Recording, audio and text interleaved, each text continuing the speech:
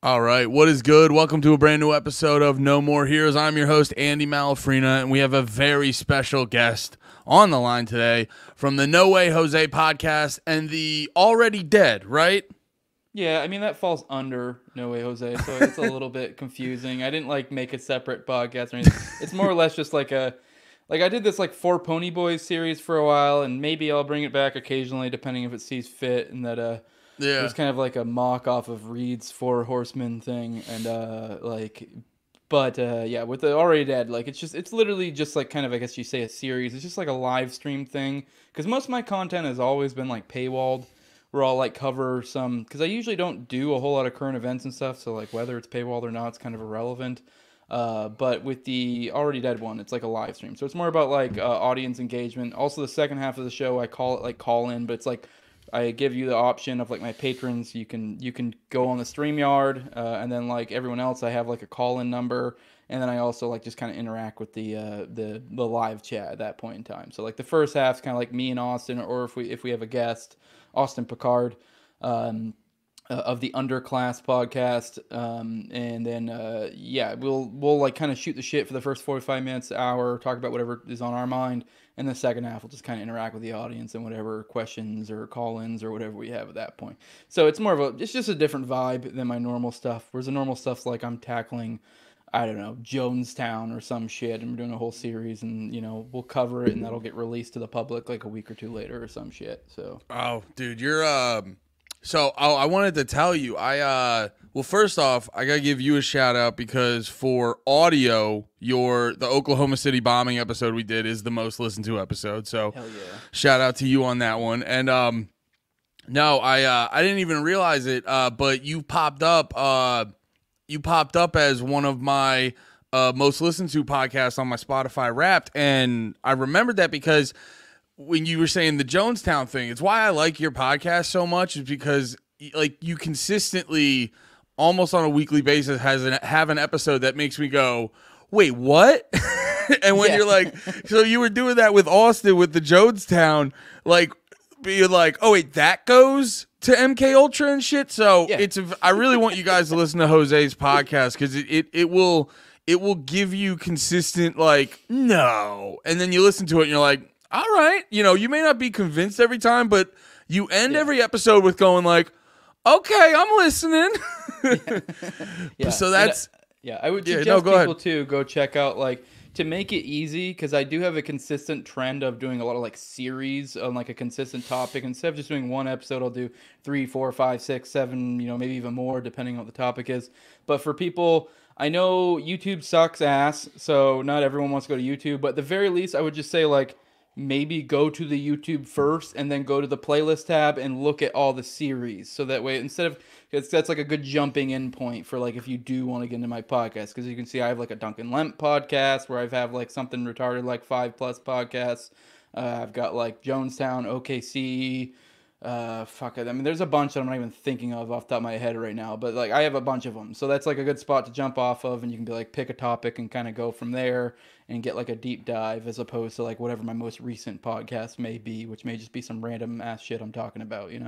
Yeah, that's why I like yours and I like Austin's podcast, because all the normal, whether it's a political thing, you're trying to learn about Iran Contra, you're trying to learn about the American Revolution or whatever, there's a fucking podcast for that. But if something pops up, if you're watching Alex Jones and you hear him throwing something out fucking, MK Ultra or Midnight Climax or something, and then you go look it up, you have to do your own searching. It's nice to have a podcast where you get the quick intro. So that's how I started. Actually, I will tell you, I think I found you because of your Four Pony Boys, because I was probably listening to Clint or Shane Cashman on some shit, and then I saw them pop up on that. I want to give you props on that too. The Four Pony Boys was fun because it would be a very casual, but a casual conversation about all the heavy shit.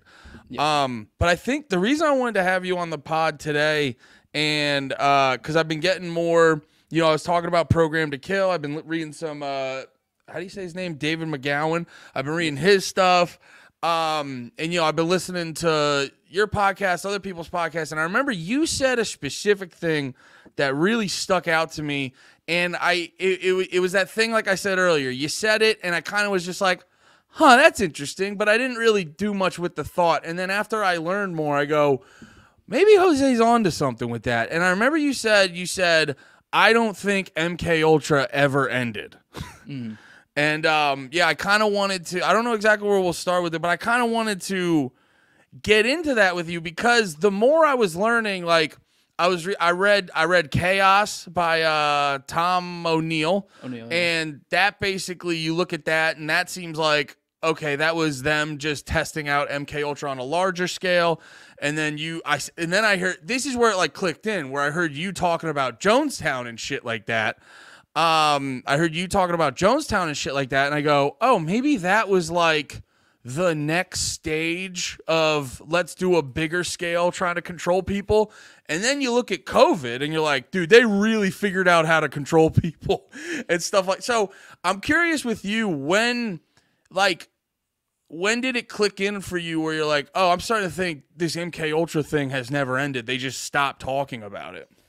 Well, really, it's like anytime you dig into like any old parapolitics stuff, it's like I think Namrock, this dude I follow on IG and on Twitter, he's like a good meme maker. He has this like one where it's like old conspiracy theory, and like you pull off the hat, it's like some dude, and it's like a head, like a skeleton sticking out of the thing, and it's like, oh my god, it's like every old conspiracy is Jolyon West that pops in, and so it's like that's probably like one of the big ones when you see like, how the fuck is this dude like in everything? Like everything. Like you brought up Chaos, like Jolyon West has connections there, you know. I don't know if you can really make connections with Jonestown without maybe getting like, you know, like Kevin Bacon type rules, you know what I mean? Yeah. I don't know like a direct connection. Maybe there is one somewhere. He may even have said one on the podcast, but it doesn't stick out to me off the top of my head. OKC, there's like direct connections. JFK, there's direct connections.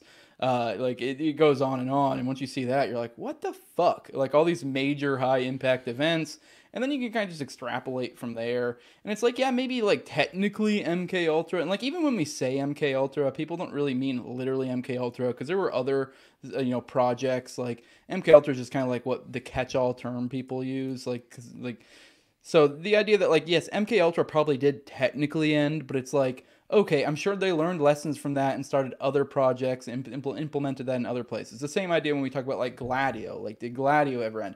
Yes, Gladio probably did technically end, but it's like, okay, in what meaningful way is Gladio different than, I don't know, Operation Condor in South America or Operation Phoenix in Vietnam? It's like kind of the same basic template to some extent with like minor deviations. So it's like, yeah, okay, yes, it ended, but not really. It's like it's still there. It's like, yeah, sure, you can change the name around and fidget things, but it's like it's the same fucking bullshit, you know?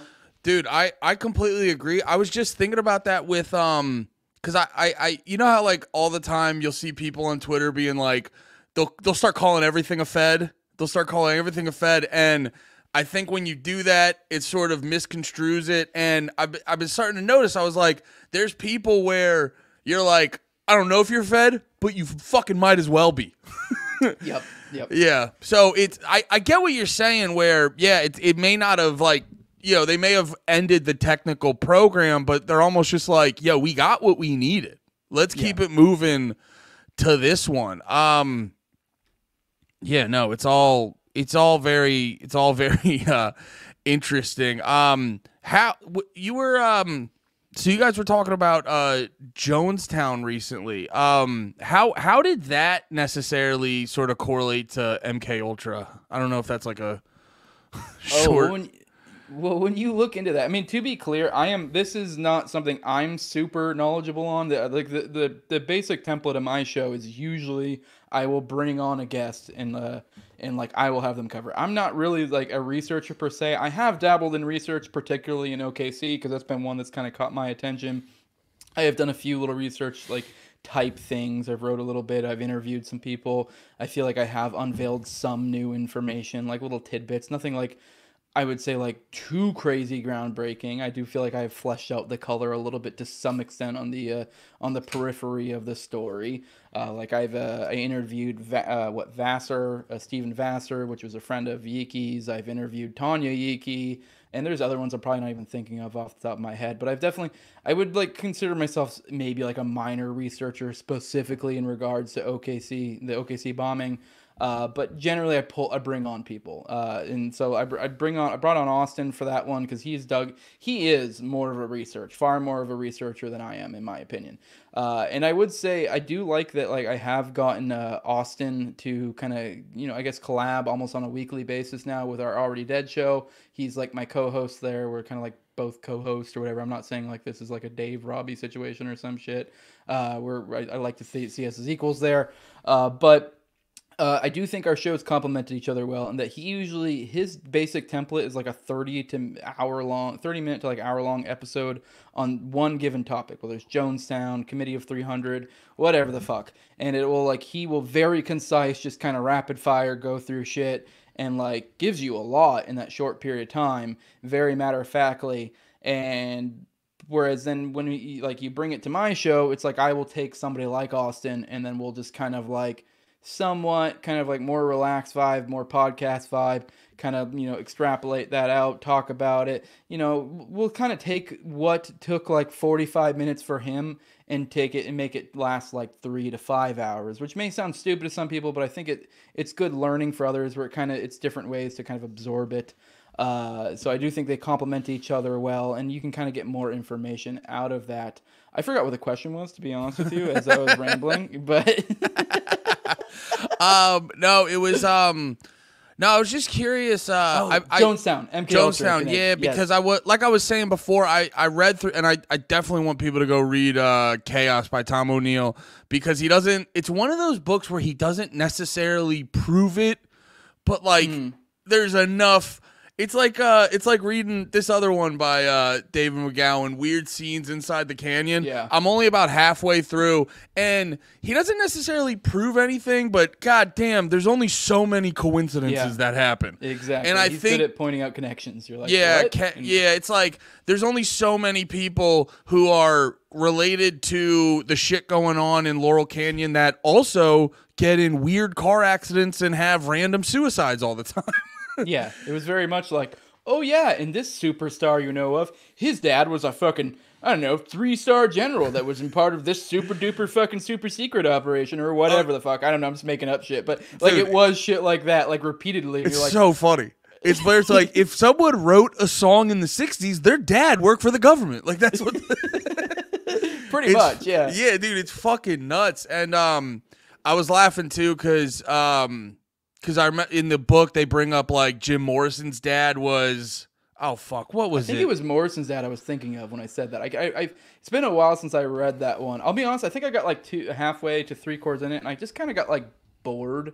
It's repetitive. Yes, it's repetitive. And to be honest, like I was never really into that specific music scene, and I don't really know the players that well. So for me, it's kind of like when you're like, "Oh, Jim Morrison did this," and I'm like, "Okay." You're like, I mean, don't get me wrong, it's shocking, but I'm not like, oh my god, here's this fucking music hero of mine, and it's not as like groundbreaking as like, I don't know, P Diddy, but fucking all the rappers you loved growing up, you know? Yeah, I grew up pretty anti-hippie, so it does feel nice to read this and go like, hell yeah, this was all the government? Sick. I knew it. Those fucking faggots. I fucking knew it. And then you see bullshit. Apparently, like, I was reading somewhere like Jackson Pollock, like he was sponsored by the CIA or some shit. You're like, I knew that bullshit wasn't real. No, yeah, so Pollock was the one that had the fucking like it was literally people make fun of it because it's just splatters on a fucking canvas. Bro, you remember right? being in, dude? Remember in kindergarten where they would put paint on a marble and you'd roll it around in the bin? That's what Jackson Pollock was. I made a couple of his paintings in fucking kindergarten. Yeah. But no, so reading Chaos, it gave me the impression that like the Haight-Ashbury and all the hippie shit in the 60s, like specifically with Charles Manson, was sort of like let's field test MK Ultra. That was the vibe I got. And I saw you guys talk, the question was about like sort of Jonestown and shit like that, and how how he had connections to like the government and shit like that, and how that could also be another large scale MK Ultra event.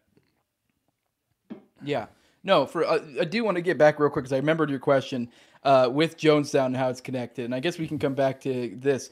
Probably the biggest thing that stood out to me was the fact that, well, I guess it's two things. And I think they're kind of tied into, and I'm probably going to butcher this a little bit. I know when the Jonestown cult was in the States, there was some, and it was revealed later, it was actually like a legit, I believe, I don't know if it was proven to be MK Ultra, but it was at least some sort of CIA facility of some sort. And I want to say it was confirmed MK Ultra a facility later, but it just a coincidence that this is also the same like place that a lot of their people went to go visit, whether it was a clinic or some shit. And then had a similar thing when they got over to Guyana, over there wherever the big ol' act happened. And they were basically, I think, a daily being seen at this clinic, which is insane. Like, who goes to any clinic, like, unless you're like on hospice, like who's seeing a doctor daily? You know what I mean? Like, all of them. So when they were still in America, there was this clinic they went to. It was either clinic or some sort of facility or some sort. They were I don't think they were using it to the same frequency as they were purported to be using the Guyana one, but still just the idea that this was also later confirmed to, I may be wrong here, so don't quote me on it. Go check out my series or Austin's episode on it. I do believe that one later became confirmed to be an MK Ultra site of some sort that was being used for MK Ultra research of some sort. So it's like, and we're supposed to just, accept that was just a coincidence that Jim Jones was, bringing his people over there to be seen for whatever purposes. Yeah, and that's where the noticing starts happening, because if you read Chaos by Tom O'Neill, that was a whole thing too with Charles Manson, where he had a whole they had a specific clinic that they would go to all the time. And they a lot of like hippies and shit would go. I forget, they have a whole chapter on it in the book, but yeah, there was this one dude who has links to, it was either MK Ultra or certain areas of the government or whatever. He has this clinic where he's working on all these hippies that just, they don't have. That was Jolly West. I think that I might be wrong, but he's either Jolly West or one of his very close associates. It was not the Haight-Ashbury. Yeah, it wasn't the main guy, but there could be a association. Yeah, like the guy, like the main guy who was in the clinic every day. Yes, I think Jolly West later. It seemed it's one of those things where I once again talking my house. It's been so long since I read Chaos. I believe that he did have a connection to the Haight-Ashbury clinic, Jolly West, but it was like one of those things that was kind of like one step removed, and even then we didn't really find out confirmation of it till later, which is kind of similar with the OKC. I forget the specifics on that one. Like initially with the OKC bombing, the fucking, what was it, John Smith, I believe, Dr. John Smith, I believe was his name, which was essentially like one of the underlings of Jolly West, was regularly seeing, he was working for the defense of McVeigh's defense, and so he was seeing him regularly, and then come to find out later he was essentially a pupil of Jolly West. But then also much later down the line we did find out that Jolly West was also seeing him too. I can't give you the specifics on that one because I forget. That was actually, I believe that will probably be in Wendy Painting's next book, so I forget the specifics of it, so it's not like something I can easily look up. She revealed this not too long ago in a podcast series she did with Program to Chill, I believe is his name, that guy, whatever his name is. Jimmy Falun Gong or whatever the hell his name is, I think. Yeah, so she was on that series. On Twitter, or? He's on Twitter, yeah. So I think I blocked him forever ago, but yeah. I like his work, I'll say that. But yes, his work, that series is good. I will recommend that series. So like the reason I blocked him is not anything to do with his research or the work on there. He has good podcasts, and that was a good series. So that's a separate thing. But yes, I would recommend that series along with my series. I do think for those who really want to dig into OKC bombing, go check out his series and also my series, because we kind of have different focuses in both of them. So for those who really, really, really want to wrap their heads around it, check out both. But I say really, really, really because the combination of the two is probably in the realm of like 20 to 30 hours. So yeah, if not even more, actually, probably more than that, because I think my series is like over 15, so probably 30 to 40 hours. Yeah, it's at least 15, because I know you got like I know you had like 10 initially. And then if you count like the interviews with Yakee's wife and shit like that, then you definitely got about at least 20, probably 30 hours of shit. Yeah. Yeah, it's out there if you guys want to get super autistic about it. But yeah, so anyways, what I was getting at in that series, I forget which episode, she did reveal information that she kind of, because she's still researching stuff. She's at some point going to release another book. I don't know where she's at in that. In another, because she's probably like one of the best, aside from maybe people could argue Roger Charles's book. I'd say they're kind of like, neck and neck. But Aberration in the Heartland of the Real is a book she wrote, The Secret Lives of Timothy McVeigh. And she has done a ton of research on that, on the OKC bombing, and she's still doing it. So she'll probably release another book at some point. But this was part of the research she was released in this podcast series, is something that will probably be in a later book. But she did have some information. I forget. I want to say it was workers at that at the fucking psychology clinic or whatever the hell. I mean, once again, talking to my ass a little bit, that, made statements that Jolly West was coming to visit McVeigh, and it was kind of like a hush-hush thing. So that's why it took so long for this information to come out. So I don't know if he realized after Jack Ruby that, like, all right, maybe we need to fucking step this back a little bit, maybe one step or remove myself at least, keep it a little bit more hush-hush than just straight up me just being like, oh yeah, I'll talk to all these high-impact people, and fuck, they're crazy now. It's fun. Yeah, no, it's funny you say that, because it's like the more I read about all this kind of stuff, you start noticing the development of different tactics, because it's like, dude, it's like when you watch, dude, even when you watch, like, I was watching one of those Girls Gone Wild documentaries with my wife where they go like, turns out this shit was super fucking rapey. And it wasn't chill as hell. And so you watch the docs, and like even the girls being hammered, you can see like they're flashing their tits, and like in their eyes they're like, this'll never come back to haunt me. And they're like, I don't even know what the fucking internet is. This'll never, like, that's not real. And then it's, and can you like turn that into like the fucking 50s and 60s, like Jolly West is probably bopping around going, dude, who's gonna know I'm here? Exactly. Yeah. Yeah, so wait, so he was connected to Jack Ruby too? I forgot. Yeah, maybe it was Oswald, but I'm almost certain it was Ruby. I'm pretty sure it was Ruby. Like, it was Ruby. I believe he went to go evaluate him, and there were people who said he was mentally sound before, but then after he saw him, he did kind of supposedly lose his mind, and it's like, I want to say it was like right before he kind of was going on trial and stuff. So I think that did kind of contribute to kind of maybe getting him to shut the fuck up kind of deal. Yeah. And there's also weird stuff with him dying, because he died of some weird ass cancer, and there's a lot of crazy theories about that somehow they gave him cancer. So, which I don't know, maybe they did. I mean, I don't think there's a ton of solid research one way or the other. Maybe I'm wrong. If there's anyone out there that has solid research that they somehow found some damning evidence they did, it was just like a kind of, he conveniently died of some weird ass cancer really quickly in prison. So I forget how long. I'm not a JFK expert by any means, but I did find that very odd that he died that way. And I think he even made claims that they killed him or were killing him or some shit like that. But I don't remember. But yeah, either way, Jolly West is tied into a lot of shit. But yeah, you're right. It is interesting watching how these things start and then how they develop, and what the technology of the time, the impact it has on it, which is why probably one of the points I've brought up a ton when I talk about OKC is I feel like part of why that is such an important, why OKC bombing is probably, like, in my opinion, like, if people out there, if they are to dig into any specific conspiracy theory, I think that's the one people should dig into, like, now. Because for one, I think, you see a trend with all these major events, like, I don't know, Pearl Harbor, I don't know, the USS Liberty, like high impact events that then, like, 10, 20, decades later, we kind of get the oh shit, guess what?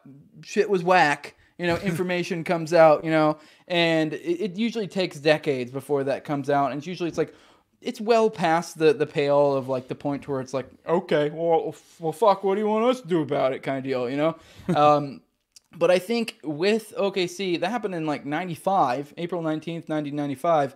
So it's like, it's really not that long ago. But I think like as time has gone on, as technology accelerates, as information spreads quicker, the timetable shortens. And I think we're like nearing the moment of exposure for the OKC bombing. I also think it's like it's very good, like if you dig in that story, being able to see the template of how these things work, like being able to see, I don't know, the rough skeleton of how these operations work. I think it kind of is informative for you in that way. And then also, I think part of why it is going to pop off is because of when it happened. When it happened was 95. Like, I don't know I'm assuming you're roughly about the same age as me. I'm 32. Yeah, just turned 34. Yeah, so we're in the same ballpark, and so you remember roughly about that time. I mean, you were very little, but like the technology at the time, we were still in dial-up. Like, Yeah. so information wasn't being spread out, but we did have cameras, we had video, so we had the means to like actually document things in a good way, but we didn't have the means to distribute it. And now we're at the point, so I think there was a lot of shit that where they were still in that like mental mode of being sloppy. And so a lot of stuff like wasn't really didn't do a good job of CYA, cover your ass. And so now that we've gone to the point to where over time all this disparate information has become accumulated and come together. For example, with like Richard Booth, he has on the Libertarian Institute, he has the OKC archive, and he's kind of like taken basically every bit of like document that he can and thrown it into there, and now he has like a central point that you guys can. It's like the largest public archive of OKC bombing documents. And so now we have this central location. You can just go in there's basically Google of OKC bombing documents and type in Yiki, fucking surveillance cameras, whatever. And so now we have this information at our fingertips that's kind of come together. It took a while for it to coalesce, but now here we are. So it's just a matter of like kind of getting the eyes on it, putting it through the right channels. We have Trying to Do right now, who's just recently, I don't know what the most recent update is, but I think about a month ago, he put in another FOIA lawsuit, about some of the FOIAs that he put in a while back and never got a response, and about 8 years ago. So I think he's been doing this for decades.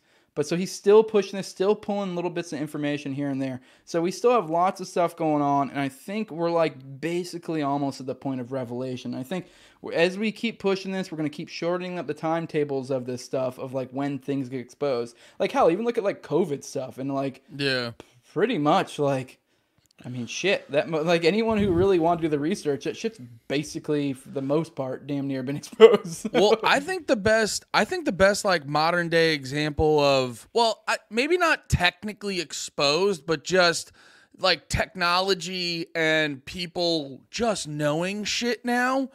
It's like you said, it's shortening the timetable of enough people going, this is bullshit, or this is probably bullshit. The most notable one in recent memory was when like right after October 7th happened, and then you hear the thing about 40 babies getting beheaded. Like, dude, nah. that afternoon, a lot of people were like, that's probably not real. And then like the next day or two, the lady who said it goes, well, I didn't see it. Someone told me. Like, it just, like, that would have gotten us into a war 20 years ago, 30 years ago. Now, by, like, that happened Monday. By Friday, pretty much everyone was like, that's not real. I think we're at 30, they're at 32% approval over in the U.S. right now for the Israel-Gaza war. Oh, really? But it's funny. I just saw, I don't know if Cassandra wrote it or not, but she shared it. Cassandra McDonald, the booker for Timcast. She also is a writer for SCNR, their like journalist outlet. I'm assuming it might have been hers. I mean, otherwise I feel like she may have like credited someone else. Maybe I'm wrong. Maybe one of the other writers. But yeah, apparently I think when it started, it was like upwards of 50%, and now we're down to like 32. So that's it's a huge thing. I do want to point out, like, as I said, literally, I think the moment I saw the first tweet or thing that was like 40 beheaded babies, I quote tweeted it, and I don't know I don't know what I said. I want to say it was like the anchor man, like, I don't believe you. Yeah, no, I remember it was you. I remember for me specifically, it was you, Toad, and like one other person were out of the gate. You're like, no fucking way. Well, because it's just, you can like, It's absurd. yeah, I definitely waited. I wasn't as confident as you guys. I definitely waited to, and I usually use my Twitter to make jokes, so I waited like 2 days to make a joke. But I know, but you know, you just like, you smell it, and you're like, I've seen you run this play before, guys. Like, yeah. our fucking D-line's ready for this play. Like, we know you're.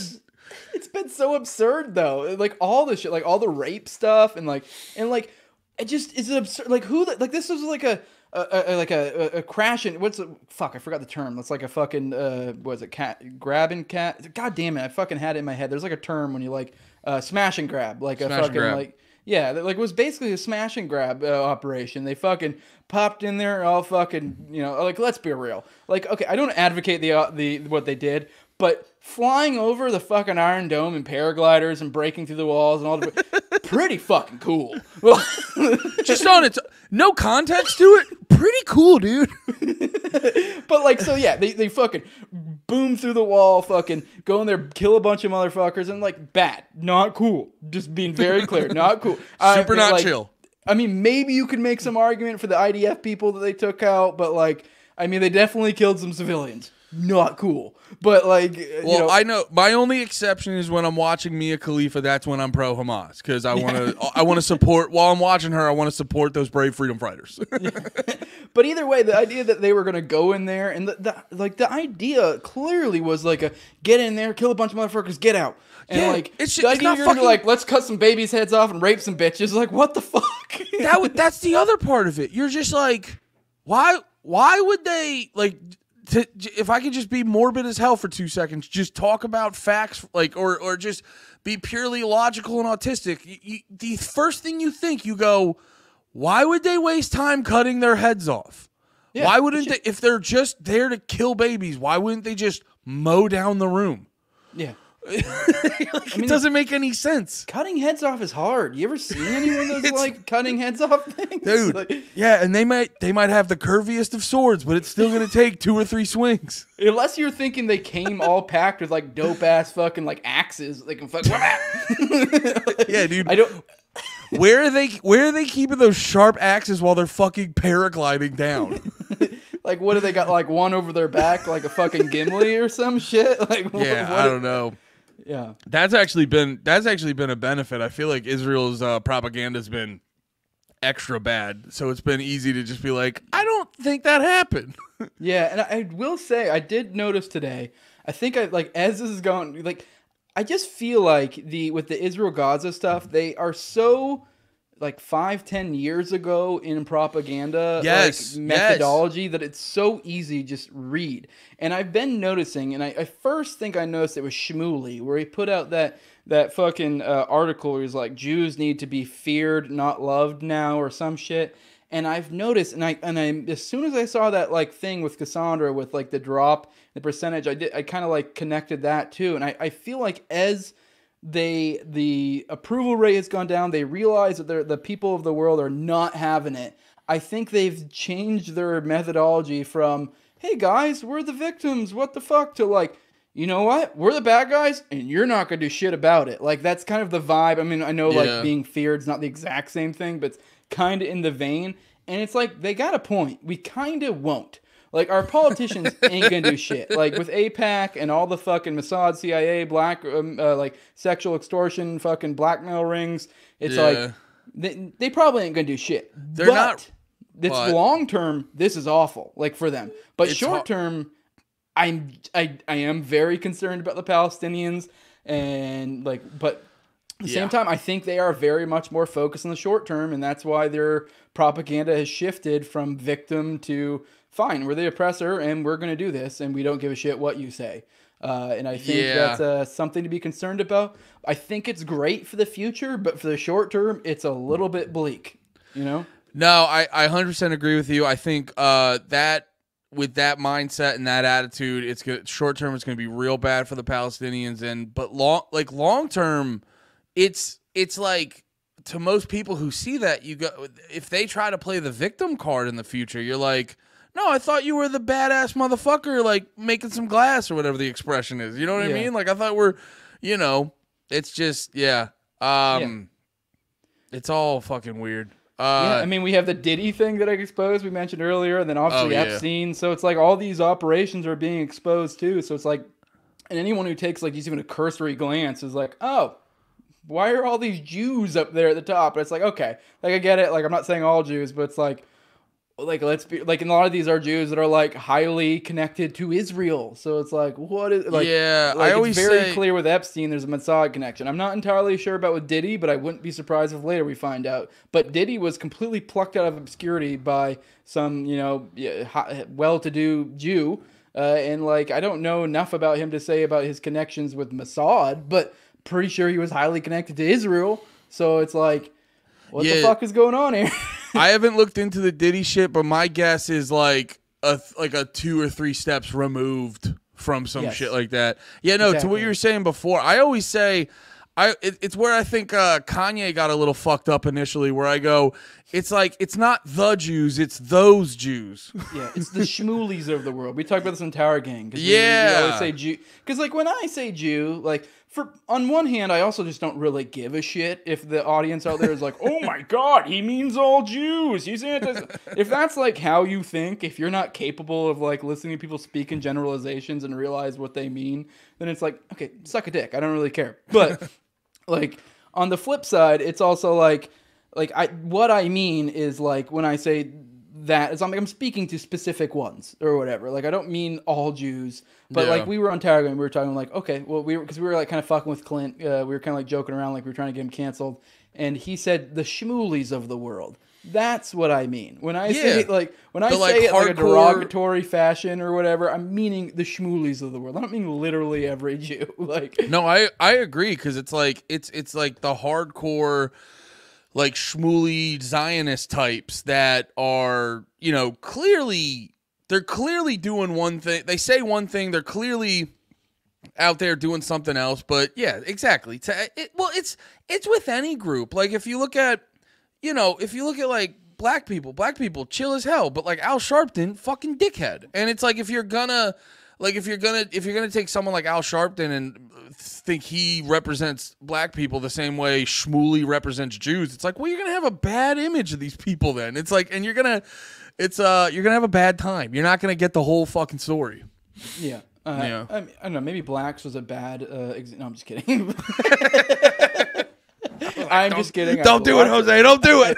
I've had lots of black friends, but yes, when someone's like, "Oh, the blacks are acting up," it's like you don't mean literally your homie Jamal or whatever the fuck. You're meaning like that fucking crackhead on fucking 17th Street. Like that's what you're talking about. You know what I mean? Or the stabbing you saw in Chicago. Like you're not talking about your homie that you work with every day. Or is chill as fuck. Like. I mean, I don't know. Maybe you could make some bad generalizations about an entire group, but making generalizations about a group doesn't say anything about the individual.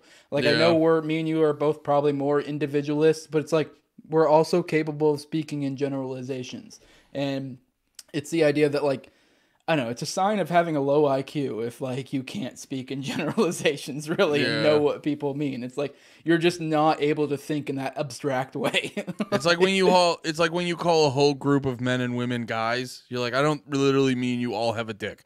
Yes. This is just a shorthand so we can move it along. I wanted to ask you another thing, bringing it back to Program to Kill. Because I thought I was going to be way better at reading than I am. And I didn't get... I'm only about 150 pages in.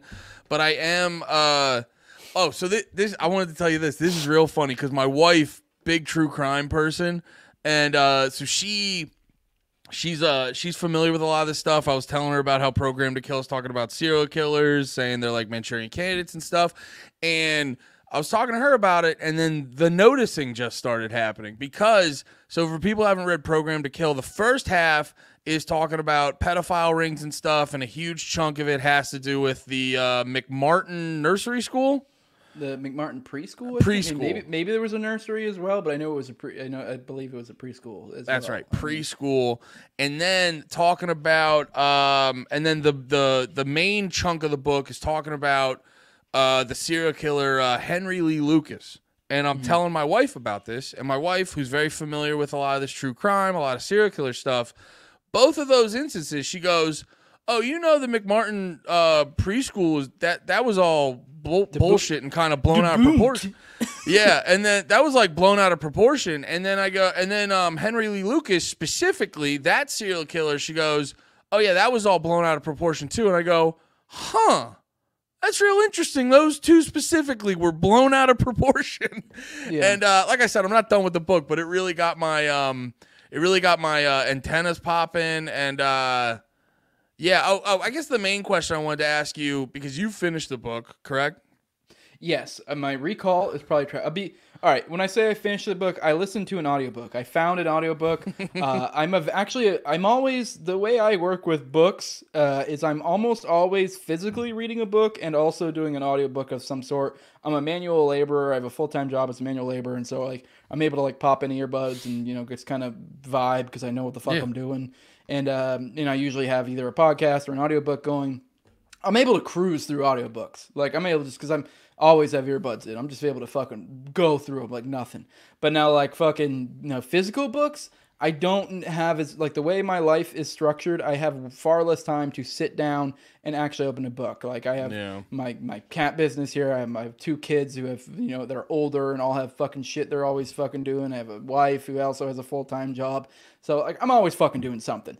So but I do my best to always try to sit down and read every day. But it's like I'll usually do like 2 to 5 pages. So it's like I'm still reading. I'm still on OKC. Like I actually have Program to Kill on the over here, and it's like I just haven't got to actually physically reading it. That's one of those books I will physically read, but I did do the audiobook because it was like I wanted to get to it. So I've only done the audio. I don't feel like you get as much out of an audiobook, although I feel like you do get different stuff out of an audiobook, if that makes sense. So I will say I do think physically reading is superior. But I do think you do get different things out of both. So like books that I really, really like, I will do both. I will do the audio and I'll physically read because I pick up different things. So I will physically read that sometime, but my retention of that information is gone. Like, to be honest, I don't even remember the Lucas guy. Now, the McMartin one, that's come up a lot of my podcast stuff too. So I have a slightly better recall of that. I know that's one that like you brought up that was debunked. Like, if I recall, there was shenanigans. The debunking comes from the tunnels, like whether there were tunnels under it. Because I believe there was, I want to say there was some sort of... families. The families did like testing and excavation and proved that there were tunnels. Yes, but then I don't know if that got released initially or what, but essentially the big information that came out, there was some sort of, I believe, final report or something that said nothing about the tunnels. But then later, and this is weird that this ties into the Finders cults, because I want to say it was in like the early 2000s when a bunch of FOIA information came out about the Finders cult, which was shit that happened in like the 80s and way back, like I think all the way back down like the 50s and shit, and maybe even earlier. So some FOIA stuff came out there, and within that FOIA stuff, there were documents. I probably can't even find it. I think I have it saved my phone somewhere. But there was a report in there, and maybe it was like the preliminary, but it was one of the different reports that came out in those FOIAs that did have the information on that. And I don't know why that got released in the Finders cult information. I mean, maybe it was somehow tangentially related, or maybe they were telling on themselves a little bit that it was related, because when you do FOIAs, I think you usually say like this related information. And so the idea that a McMartin thing would come up in a Finders cult thing, you're like, what the fuck are you saying here? But also the fact that you kind of dropped this information later. But I think because it happened so much after the fact and it had already been debunked, that everybody was like, well, no one really paid attention to that little like weird obscure document that came out of that. Yeah. And that did say there were tunnels. So it's like, and some other shit about that there were weird like pentagrams and other like stuff about how they had like doors that locked from the opposite side or something like that. And like a fire alarm system that wasn't really a fire alarm system, is clearly some sort of other system. I don't know if it was like an alert system or some shit. There was weird stuff going on. There was, I believe they found like, no, that's the Finders cult I'm thinking of. They found piss and shit in jars, I think. They also found like animal bones and all sorts of weird stuff. So it's like clearly some weird satanic shit was going on down there. but it had already been debunked. So that is currently right now when it comes to McMartin, that is the current, like the collective consciousness understanding of anyone who even knows about McMartin, generally speaking, is, yeah, that was debunked. Yeah, that was just some bullshit, some crazy fucking conspiracy people. Oh, they were just fucking, yep, blown out of proportion. This is why this is why conspiracy theorists, fucking aren't really reliable or whatever. But it's like, no, they were probably right, is what it really seems to look like. So, yeah, that's a dark one, the McMartin one. And yeah, it was something, I can't remember how many fucking kids admitted to it, but this is also, I want to say, around the time the False Memory Syndrome Foundation got its start, was from McMartin, and they're kind of like all these like shadowy, like CIA connected people that were Do you know who started that? Made up shit.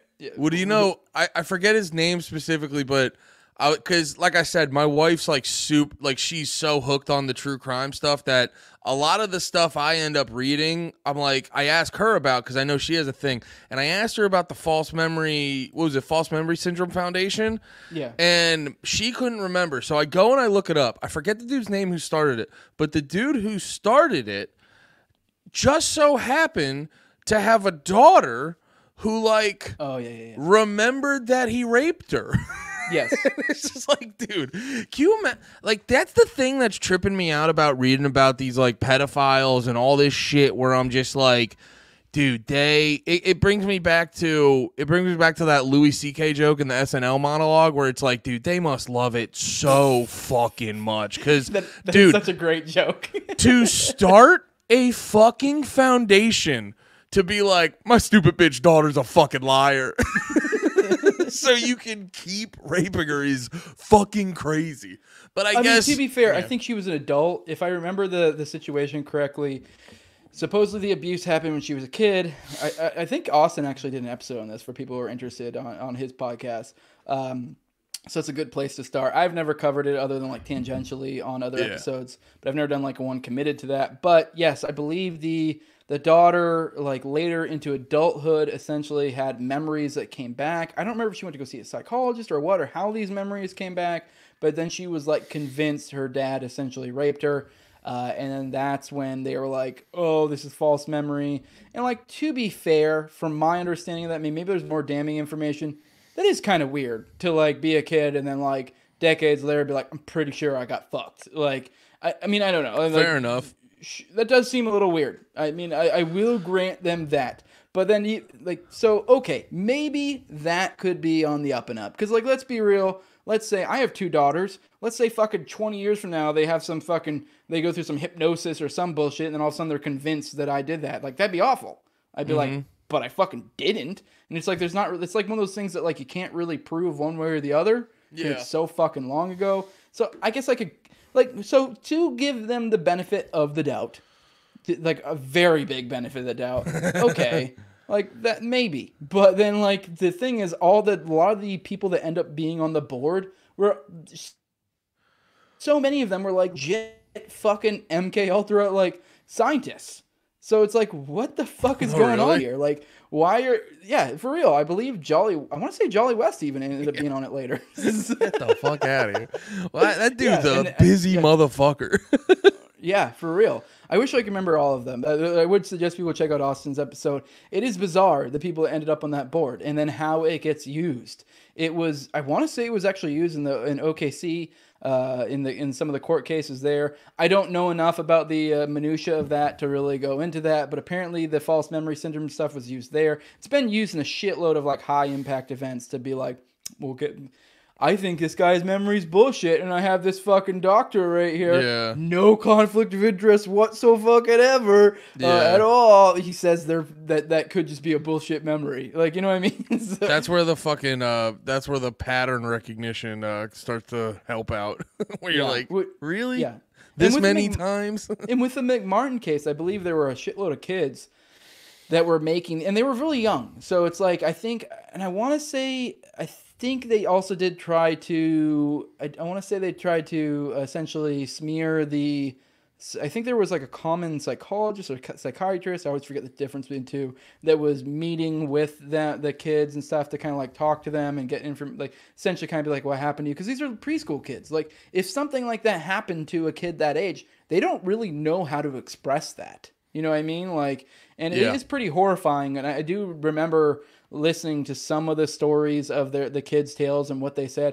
And it's pretty fucked up, like how they describe it, because it does sound like how a little kid would describe something that awful happening to them. Because it's like, I mean, I don't even feel right like repeating it. It's like shit like, oh, he made me pull down my pants and wanted to see my butthole, or I don't remember like the details. The way a little kid would explain it, it's like he doesn't get what's happening, or she, or whatever. Yeah. So, but yeah, I do think they tried to like smear like some of the people who were like interviewing and say they were like intentionally, but it was something ridiculous. I can't remember how many kids there were, but it was something retarded. Like a lot. I remember big numbers.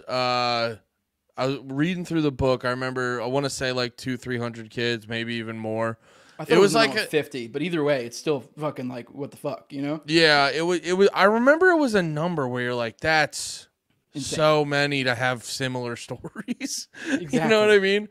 It's so many kids to interview. Because I know when I was talking to my wife, she was saying that like the cops like coach the kids. Which, to that, you're like, fair enough. But at the same time, you're like, dude, are 200-300 kids all having the same... I don't know. It's... Yeah. Yeah. And if I recall correctly, I believe the funny thing is it's actually kind of the opposite, to where they did essentially have some sort of Fed fixer that came in. And I don't know if they talked to some of the kids or what, but they essentially kind of did the... like. Ironically, what they were accusing of, it seemed like they were doing, where they were manipulating some of the children to be like, see, this is bullshit, you know, which, I mean, to be fair, on both sides of this, kids are extremely easy to manipulate. Mm-hmm. So it's like, you could kind of get them to, like, convince them that this thing that happened to them that they don't really understand. Because, I mean, what's preschool? Preschool is what, like, shit, it's been so long since my kids were in preschool. Was it, like, 3, 4, 5? Like, yeah, it's young. Yeah, well, I don't know. It can't be 3. That's way too young. Maybe like 4, 5, 6, something like that. Preschool. I don't remember what age they start fucking. Let's do the math. 18. You know, you 12th grade minus 12, 6. That'd put you what, like kindergarten? So yeah, like 5, 6. Yeah. So yeah, so like that's super young. Like they've only been talking for like maybe a couple of years at that point. You know? Yeah, it's such a good way to put it. They're still new at talking. Yeah, like they don't understand fucking concepts. Like if you asked a kid that age, how would you feel if you didn't eat breakfast this morning? They'd be like, what? Yeah. But I did eat breakfast. Dude, I remember when I was still going to church, we were doing like whatever one of the fucking thing was that you have to for whatever the fuck it was. I remember we had to pick out a middle name for some shit. I forget what it was called, but you know, you have to do the like church community. What? You had to pick out a middle name for church? I forget what it's a thing I grew up Catholic, and it was a thing you do. Confirmation. That's right. And then you pick out. You have some repressed memories come out right now. Yeah, dude. You remember? You go into the tunnel and you pick out a middle name. And that's your name from now on, but only when you're in the tunnel. Your own made up middle name. You suck that guy's dick, and he tells you your special name.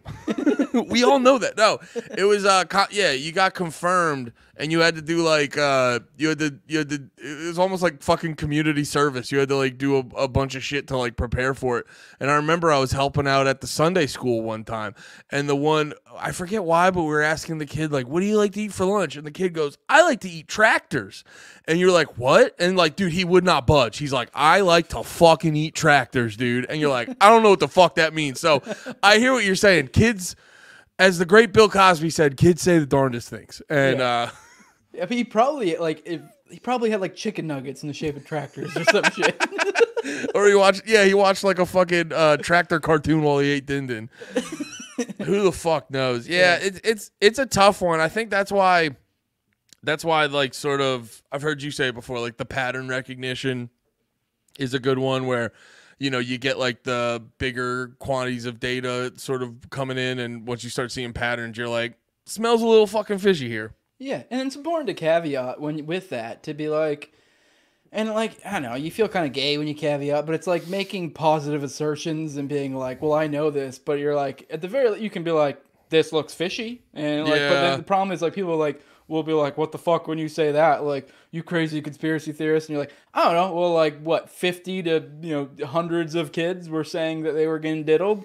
I don't know, that's a high number. It's pretty, well, I think also that too. I've been noticing it with I think that too. You just kind of gotta like push through it with people like that, because I think with people like that, they smell.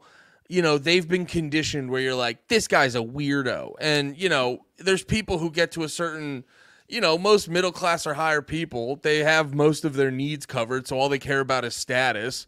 You know what I mean? And it's hard to be a conspiracy theorist if you give a fuck about your status. Yeah. So I think a lot of people like that, they've just been conditioned to be like, this is supposed to be bad, and they just, I don't know what I was getting at, but because it does. To be fair, most people just don't look into this shit. And I mean, same thing with like political philosophy. I know, you're both like kind of semi-embroiled in like libertarian shit. Yeah. I've kind of like cared less and less over time's gone. I got more embroiled in parapolitics. Yeah. But it's like most people don't dig into this stuff. Like, I don't even feel like I'm anywhere near an expert on OKC. People say I am sometimes, and I'm like, okay, but it's like, and even then I've still like read, listened to a shitload of audiobooks, read a bunch of books, done a bunch of my own research, a bunch of digging, covered it on my show, and it's like, and even then I don't have like a full grasp on anything. I can't just like spit it out. So even then I don't have with certitude like where I can say certain things. Like, for example, I'll go ahead, and I've said this before, I have no problem saying this, my inclination is that this was likely, like with OKC bombing, was some sort of like an FBI op. If my guess is this was some sort of FBI op, likely PatCon, because that was going on at the time, that was infiltrated likely by a CIA operation, something similar to like a Gladio type thing, and I think it was made to go live. That's my personal opinion. Whether now when you get to the specifics of whether there are bombs in the building or not, or whether it was just a truck bomb, that gets a little bit more obscure. I'll be honest, I lean towards bombs in the building, but I won't say that with any sort of certitude, because it's like, yeah. It's just pattern recognition. And even then, it's like I've read a shitload, and so it's like, this is the certitude with what I can say it in. And it's like, there's an actual psychological term for it, where it's like, stupid people will just say like shit, like with certitude. Yeah. They'll be like, no, that was clearly a truck bomb, and like it was fucking Demi McVeigh, and he just hated the federal government, and like, yeah, he was a fucking crazy, whatever the fuck. And I wish I could remember the term, but Dunning-Kruger effect, I think is what it is, where it's like stupid people will just say shit with certitude, but it's like people that actually look into it will usually couch their stuff because it's like, I'm not, like, the more you dig into it, the more you realize you don't know. So I think that's part of why. So people just kind of take things at face value of like, well, this is what all the people said. This is the thing. Yeah. No, it says Dunning-Kruger is a cognitive bias in which people with limited competence in a particular domain overestimate their abilities. But that honestly makes sense, because I've been there before where you talk to someone who doesn't know anything about it. So like I always say, you have to respect, like, people who are into this shit, you have to respect that people don't know what the fuck you're talking about sometimes, and they will think you're insane. So you almost in a weird way have to go, hey, I know this seems crazy, but just hear me out, and it's actually not as crazy as you think. Because if you're limited on a certain topic, you may not realize how little you actually fucking know. Like, I know for me, when I was in my early 20s, I thought I was the smartest guy in the fucking world. Then I actually started trying to like read books and learn shit. And I swear, the more I learn, the more I'm like, I'm the dumbest guy to ever exist. Shit like that. Yeah. So yeah, I think the less you know, the less you realize you don't realize you don't know. I think that makes sense. Well, it's the same idea. Like, I don't know, for example, let's say like flat Earth or round Earth. It's like everyone just instinctively, and I'm not even saying I have a solid opinion. And I know maybe there'll get some hate out there. I'll be honest, I kind of default to round Earth. That's because I just don't think about this. But like, I'm sure I would never debate someone on this, because it's like, I don't fucking know. I could get steamrolled by a flat earther, and because I don't know. I don't give a shit. Like, it's like, this is not something I concern myself, whether this thing I live on is flat or round. I honestly, in no real way does this in any way affect me. Like, I'm not fucking doing measurements of the Earth. I'm not trying to launch, rockets into space. The shape of the Earth makes no fucking difference to me at whatsoever. So in a certain sense, I'm very much a Dunning. Like, I resort to the Dunning-Kruger effect with this. That's what I've been told. And it's not really that impactful of a thing to me, so I don't care. And I get it. That's the same thing for people with, like, OKC bombing, because it's like, for most people, it's like, they just fucking, they're living their life, they're trying to get money, and you know what? That's the right thing. They're taking care of their family, they're doing what they need to do. That may just not be the thing that interests them. I mean, if your interests are fucking, I don't know, just playing video games all the time or wasting your life away or whatever it is, maybe get a different hobby. Like, this is mine. I'm not saying this should be your hobby. Maybe find a way to better yourself some other way. So, like, you aren't, like, maybe find some other realm to where you're not just completely resorting to being the Dunning-Kruger idiot. Like, but at the end of the day, it's kind of like, I get it. Like, no, most people are just going to default to the basic. But I do think people should have the humbleness of opinions to where, which I even just put there. I think, like, with the round earth people, I've had a lot of people get mad at me that I won't immediately just be like, look at this fucking idiot that thinks it's flat. I've had like one or two people that, like, always for some reason show up or tag me and things, be like, look at this idiot you've talked to before or whatever, and he thinks it's flat. And you're like, I don't fucking care. Yeah. So yeah, I don't know. With the flat earth thing, I'm pretty confident it's round, but yeah. If I'm being honest, I can't debate you and explain why it's round. I'm just saying the odds are probably in my favor.